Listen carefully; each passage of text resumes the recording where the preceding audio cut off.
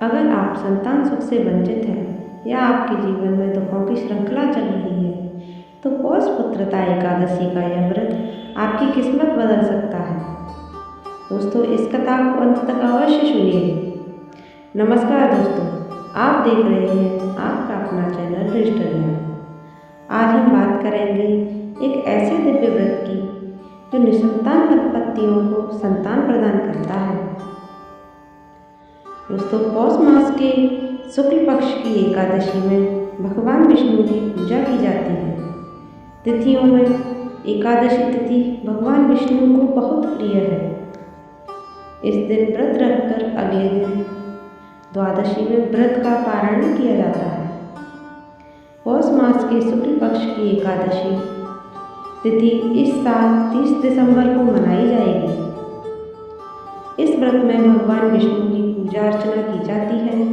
कहा जाता है कि इस व्रत को करने से भगवान संतान की सभी परेशानियों को दूर करते हैं। इसके अलावा इस व्रत की कहानी में यह भी उल्लेख है कि राजा सुकेतुमान ने इस व्रत को किया तो उन्हें संतान की प्राप्ति हुई। इस दिन व्रत रखें तो इस कथा को ज़रूर सुनें। इस कथा का जिक्र पद्म पुराण समेत कई पुराणों में किया गया है। पुत्रदा एकादशी व्रत कथा इस प्रकार है, आइए जानते हैं। भगवान श्री कृष्ण ने पुत्रदा एकादशी व्रत का महत्व बताया। पौष मास के शुक्ल पक्ष की जो एकादशी है उसे बतलाता हूँ, ध्यानपूर्वक सुनो। महाराजा, संसार के हित की इच्छा से मैं इसका वर्णन करता हूँ। इस दिन विधि पूर्वक पुत्रदा एकादशी का व्रत करना चाहिए। यह एकादशी सभी पापों को खत्म करने वाली है और इससे सभी की मनोकामनाएं पूरी होती हैं। बहुत समय पहले की बात है। वदावतीपुरी में राजा सुकेतुमान राज्य करते थे। उनकी रानी का नाम चंपा था। रानी और राजा का बस एक ही दुख था कि उनके कोई संतान नहीं थी। राजा को बहुत समय तक कोई वंशधर पुत्र नहीं प्राप्त हुआ। इसलिए दोनों पति पत्नी चिंता और शोक में डूबे रहते। राजा के पितर भी राजा के इस दुख से दुखी थे, क्योंकि उन्हें भी चिंता थी कि राजा के बाद और कोई ऐसा नहीं दिखाई देता जो हम लोगों का तर्पण करेगा।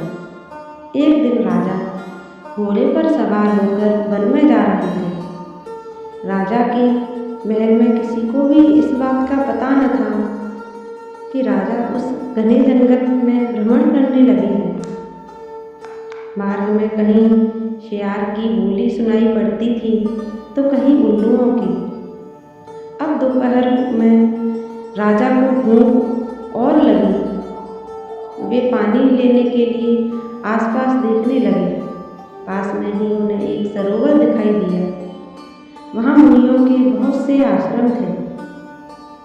यह देखते ही राजा का दाहिना नेत्र और दाहिना हाथ फड़कने लगा, जो उत्तम फल की सूचना दे रहा था। इसके बाद सरोवर के तट पर वो मुनियों के पास गए और उनकी वंदना करने लगे। राजा ने हाथ जोड़कर प्रणाम किया।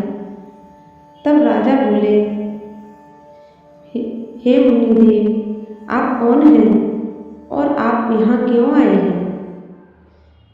सब सच सच बताइए। मुनि बोले, राजन, हम लोग विश्वदेव हैं, यहाँ माघ स्नान के लिए आए हैं। हम आपसे प्रसन्न हैं। आज ही पुत्रदा नाम की एकादशी है, जो व्रत करने वाले मनुष्यों को पुत्र देती है। राजा ने कहा, अगर आप लोग प्रसन्न हैं तो मुझे पुत्र दीजिए। मुनि बोले, राजन, आज के ही दिन पुत्रदा नाम की एकादशी है। इसका व्रत बहुत विख्यात है।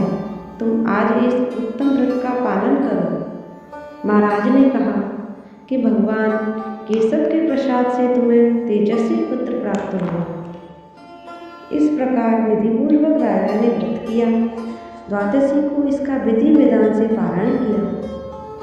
इसके फलस्वरूप रानी ने कुछ दिनों बाद गर्भ धारण किया और 9 माह बाद राजा को पुत्र की प्राप्ति हुई।